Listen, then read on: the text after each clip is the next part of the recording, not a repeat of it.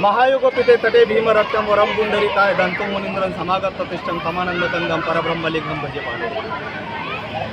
महाराष्ट्राचा नव्हे भारताचा आराध्य दैवत असणारा पंढरीचा पांडुरंग त्याच्या भेटीसाठी जगद्गुरू संत तुकाराम महाराज आणि ज्ञानाचा सूर्य असणारे ज्ञानेश्वर महाराज यांची पालखी आज पंढरपुरात जात आहे। वारकरी संप्रदाय हा महाराष्ट्रातील सर्वश्रेष्ठ संप्रदाय। या संप्रदायामध्ये ना जातीचा ना पातीचा, फक्त ह्या महाराष्ट्राच्या मातीचा असणारा समाज एकत्रित येतो। हा समाज बहुजनांच्या मनामध्ये भक्तिरसाची ओतुंबून जाऊन प्रेमरस अर्पण करायला शिकवतो। आषाढीची वारी म्हटलं की घननिळा ओथुंबून बरसतो। हा ओथुंबून बरसणारा घननिळा श्रावणाची वाट पाहत असतो।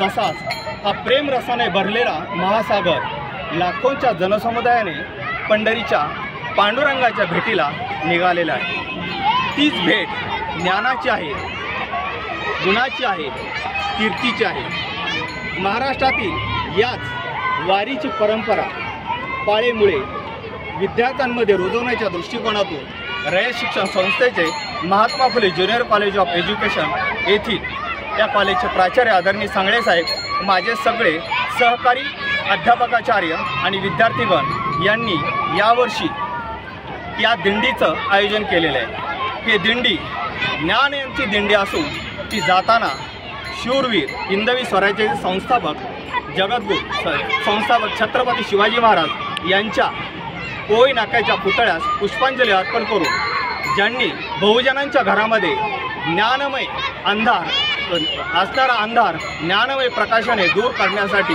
रयत शिक्षणची संस्थेची स्थापना केली, ते कर्मवीर भाऊराव पाटील यांच्या समाधीस्थळापर्यंत येऊन पोहोचलेला आहे। तिथे ओथंबून झालेला हा जनसमुदाय आणि विद्यार्थीगण फुगडीमध्ये नामस्मरणामध्ये दंग झालेले आहे। आणि इथूनच हा संदेश फक्त एकच द्यायचा आहे की सर्वांनी सुखाने आनंदाने आणि एकमेकाच्या हातामध्ये हात देऊन जीवन जगावे आणि महाराष्ट्राला नव्हे तर देशाला पुढे घेऊन जावे, हाच संदेश या दिंडीच्या माध्यमातून आम्ही विद्यार्थ्यांना देत आहे। रामकृष्ण।